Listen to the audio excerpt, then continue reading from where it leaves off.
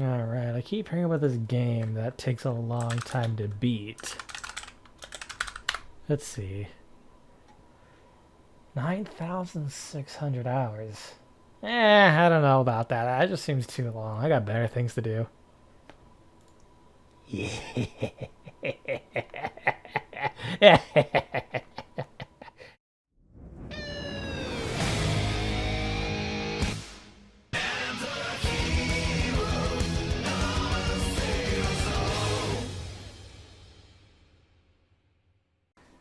Before we start things off, this game is not in 16:9.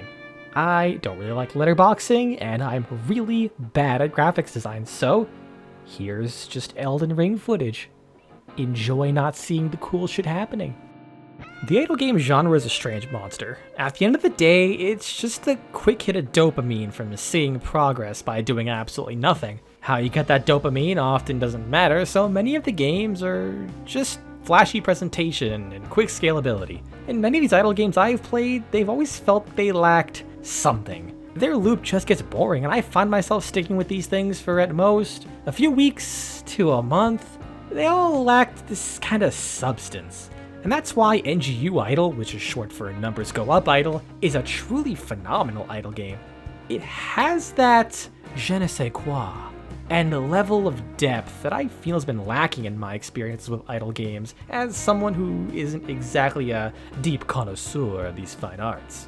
So what does it have that many of these games don't? To start, it actually has a campaign that slowly reveals to you the deeper you are able to go. You are a nondescript person awaking in the depths of a sewer with no memory of how you got there or who you are. All you know is that you are weak and that you must kill if you are ever going to find out what happened.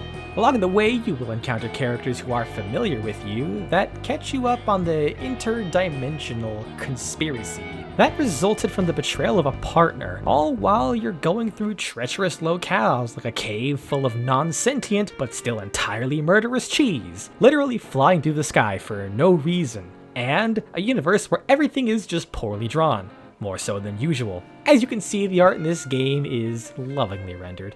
And I don't say that sarcastically, the art in this game is genuinely good. Yes, it's MS Paint quality, but that fits the aesthetic and tone of this game, with it just being garbage in graphic design form. At the start, it is fairly generic stuff, but it quickly spirals into some really silly designs and situations, and it is loaded with references. The story is all told through varying amounts of text presented with each boss you fight, and generally comes in a very lighthearted manner.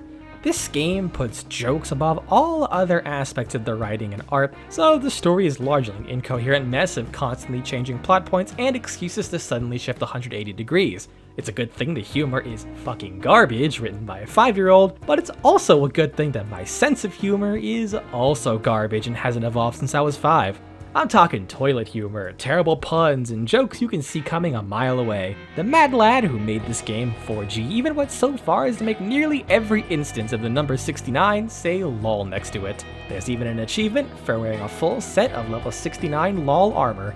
This man goes so far into his brand of humor without any regards for standards of quality or design that one of the challenges you face is trying to reach a certain boss while making the game unplayable with constant trolls, as he puts it, from unallocating your energy to permanently disabling mechanics until you rebirth. But I'm getting ahead of myself here. The basic game structure goes like this. You'll start every rebirth at stage 1. From there, you take energy that you've generated passively and putting it into training, which upgrades your stats, allowing you to go even further until you hit your upper limit on how far your scaling will take you, and then you'll rebirth to get a higher number, which is a multiplier that affects your attack and defense scores. And get ready for some incredibly basic and straightforward nomenclature, because 4G says it like it is here. Once you hit certain stages, you'll likely unlock new mechanics. The only one I'll go super into detail about is Adventure Mode, because it's essentially the main part of this game, surprisingly.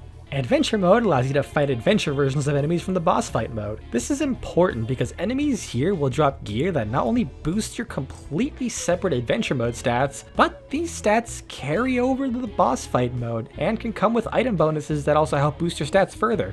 After a certain point early on, all of the new mechanics will be unlocked through Adventure Mode as you fight titans.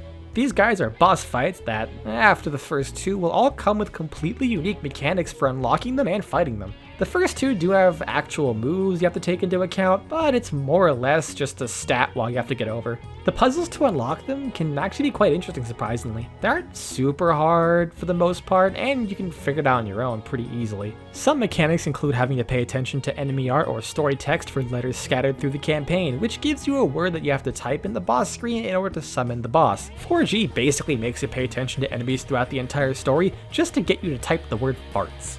One fight involves a Simon Says-like mechanic, where the boss will occasionally spit out a command, and you have a small window to do said command, or he explodes and instantly kills you. However, he can also throw out trick commands requiring you to hit anything but that key in order to not die. So, with every Titan's body that lies before you, you gain more and more mechanics. This game handles its progression in an unorthodox way. The unlocks are more of a tease than anything. You don't really get that much out of them at first, for quite some time, but over time you will slowly but surely ramp up and eventually hit a threshold where the mechanic really starts to pay out. The mechanics themselves might also have layers, where the higher and higher tiers of things really take a lot of time to work up to. So even when you do start to have things fairly automated, you still have a long way to go. These mechanics also try to be quite different with how they give you power. It's not just a generic power boost that you get and that's it. Some mechanics are generally not good for quick rebirth sessions, as it can take up to an hour to fully boot up. Others take a really long time of up to 24 hours to produce its highest tier bonuses, and other mechanics are generally incredibly long-term bonuses that you build up through various energy and magic allocation means.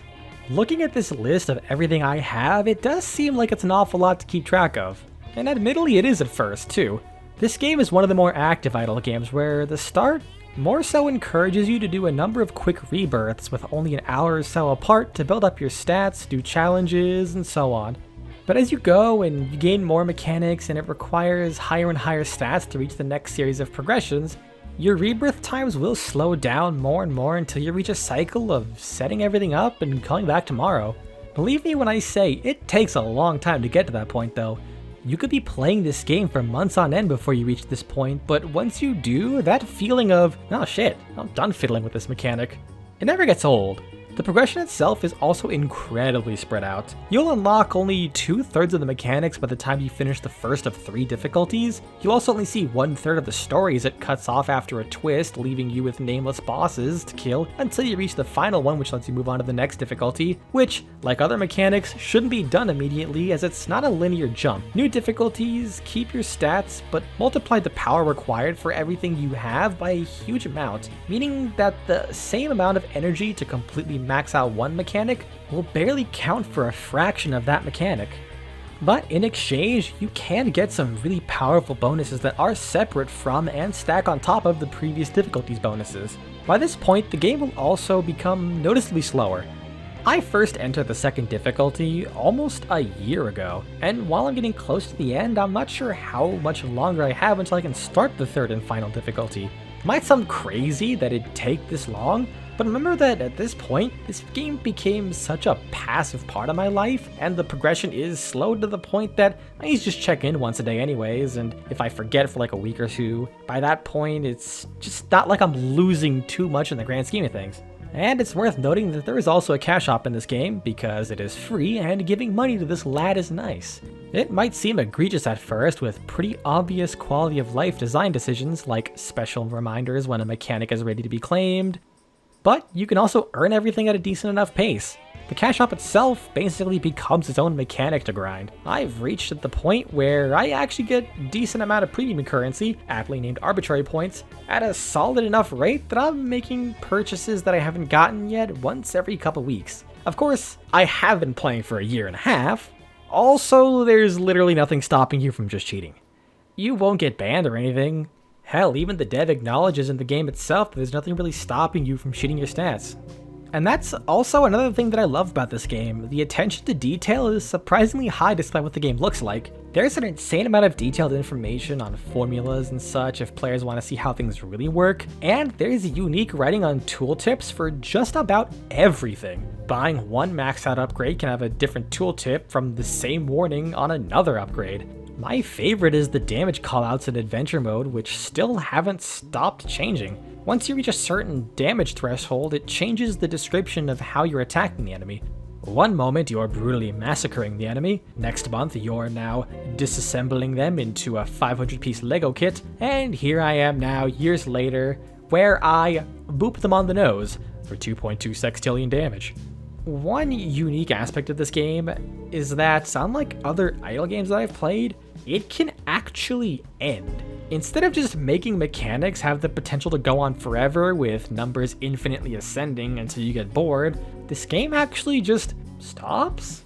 At least in theory, I'm yet to see it, but once you hit the final boss of the 3rd difficulty, there's nothing left for you to really fight. Enemies will cap out, gear will cap out. There are still mechanics to keep scaling these numbers, but without anything to progress, you will very quickly reach a point where no matter how much your numbers go up, they will never mean anything anymore. So in reality, your numbers simply won't go up anymore. That will be a very strange sensation.